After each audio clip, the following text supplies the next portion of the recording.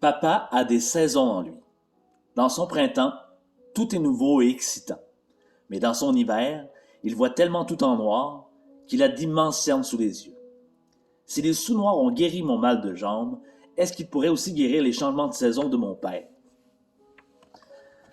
C'est la question que se pose la jeune héroïne de cet album-là, le pouvoir des sous-noirs. Aux éditions La Bagnole, ça a été écrit par Sarah Dignard et illustré par Agathe Bray-Bourret. J'ai l'air un peu plus sérieux aujourd'hui que d'habitude parce que c'est un sujet qui est un peu plus sérieux. Par contre, c'est un livre qui n'est pas sombre, mais qui parle, heureusement ou malheureusement, de santé mentale. Parce qu'on parle d'une petite fille qui vit une semaine chez sa mère et une semaine chez son père. Et quand elle est dans la semaine chez son père, tout ne se passe pas comme elle le voudrait parce que son papa souffre, je pense, de bipolarité. Donc, un sujet délicat s'il en est un avec les enfants. Donc, c'est pour ça que c'est un album qui se veut peut-être pour un public un peu plus vieux, peut-être 7-8 ans montant, deuxième et troisième cycle du primaire.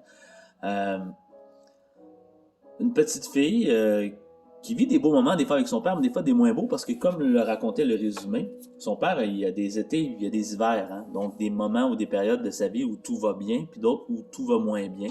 Et ces périodes-là plus difficiles, ben, malheureusement, par la bande, sa fille, elle les vit également. Des moments très intenses, très forts, très enthousiasmants, hein? Et puis, pas longtemps après, des moments ou des semaines qui sont plus difficiles à vivre. Et elle en souffre un peu. Et on le comprend. Des fois, c'est pas toujours facile pour les gens qui vivent ça, hein, des problèmes de santé mentale, mais pas que. Pour les gens aussi qui les entourent et on les comprend. Donc, on n'est pas dans le jugement, hein. On est vraiment dans un bel album où on ressent la bienveillance à travers le dessin, mais aussi la littérature de Sarah Dignard. Je vous le conseille encore une fois, monitorer la lecture, bien entendu, avec les enfants, essayer de comprendre ce qu'ils ont, essayer de voir avec eux ce qu'ils ont compris peut-être, mais un très bel album que je vous conseille fortement à nouveau, qui parle de quelque chose de plus, des fois plus difficile, un sujet plus difficile à aborder, mais comme c'est quelque chose qui existe puis que maintenant on est plus ouvert à en parler, alors pourquoi pas.